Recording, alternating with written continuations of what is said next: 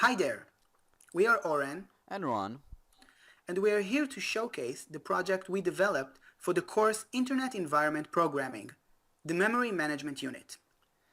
this project consists of two main sub-projects. One is the MMU project, which mimics the operating system's memory management unit.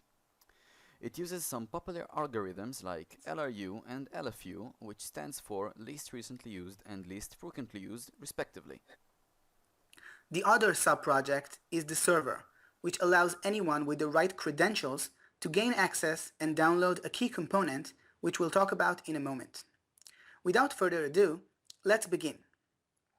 First, let's talk about the heart of the system, the MMU. In all modern operating systems, a component like the MMU exists to allow the system to use the RAM more effectively. The MMU is essentially managing the flow of pages from the hard drive into the RAM and vice versa. It does so in order to free the RAM from unrequired pages who take up valuable space. Ron will explain a bit about the LRU, which is one of the algorithms we implemented in this project. The LRU, least recently used algorithm logic, is working in a way that when the RAM is full and requesting a new page, the LRU algorithm checks which page was least recently used and replaces it using the algorithm's logic with a new page.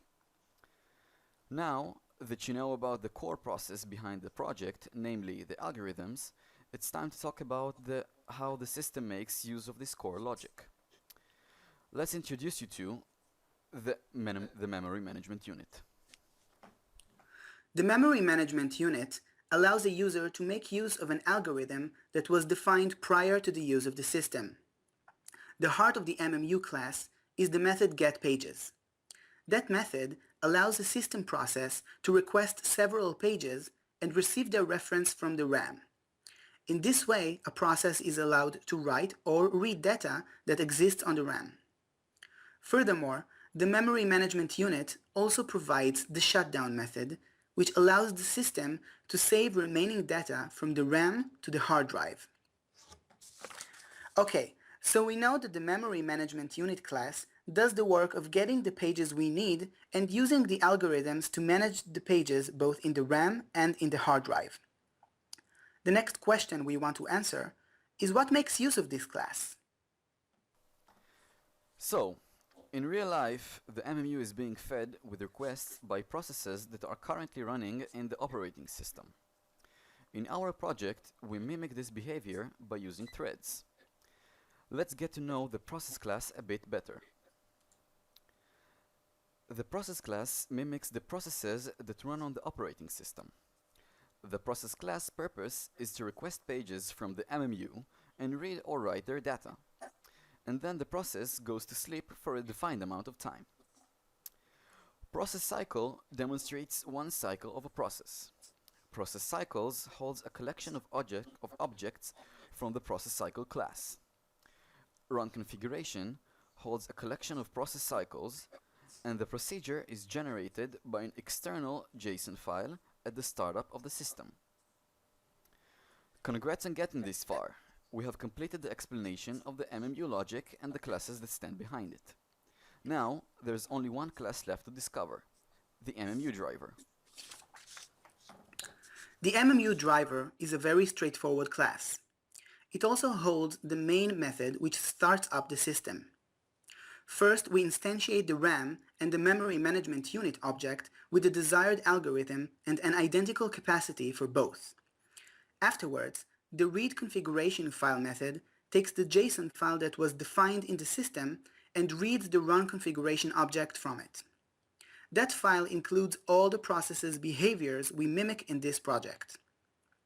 After processing the JSON file into the system, the next two methods, create processes and run processes, creates and runs the cycles as threads using a system executor. Afterwards, the system is shut down and the MVC part of the application, which we'll talk about in a moment, is started. The last part is the MMU logger. The logger writes information about every action that takes place in the system to a log file. Based on this information, the UI part of the system can reflect information to the user. Ron will explain this now. The MVC pattern is widely used in modern applications. The model is defined in the MMU driver. The model processes the log data received locally or remotely, depending on the end user's selection. The view represents the UI itself, which communicates with the user. The controller's part in this pattern is to connect between the model and the view. Here we can see the loosely coupled principle, which means that every layer or component in the system relies as few as possible on other layers or components in the system, without much of an effect on the system as a whole. And now Oren will explain the server side. If we want to use the server rather than a local file, that is possible too. Let me show you. We've set up a server on a remote computer to show that the system works seamlessly when either used locally or remotely. The server will receive your information, and if a log file exists on the server, it will be downloaded and used on your computer. Here, you need to fill out the details of the server address, as well as a username, password, and a file name. Doing so will allow you to seamlessly use the system in the same way as you would use it on a local file.